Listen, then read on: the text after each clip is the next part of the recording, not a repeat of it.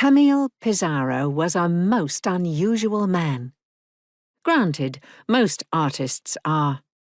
But Pissarro knew that he was even more out of step with the France of his day than his peers.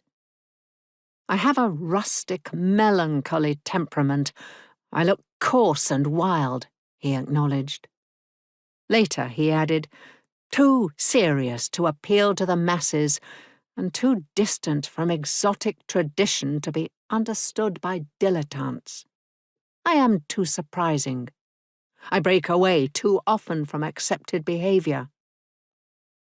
Settled in France from the age of 25, but born in the Caribbean, he was not French, and what is more, he was Jewish. He never hid this fact, and knew that it was not without significance.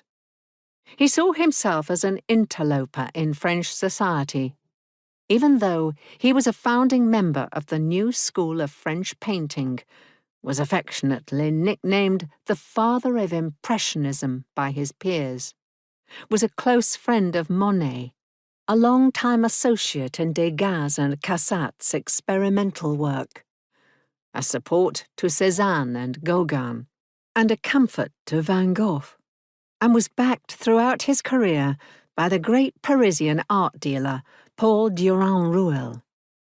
Nevertheless, a sense of being set apart, different and hard to classify persisted, and this is what drew me to Pissarro.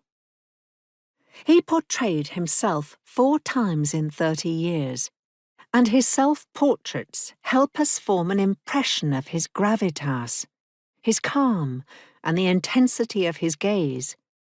But he also left a 5th portrait, a more detailed, more complex, and often unexpected one, the portrait constituted by his correspondence.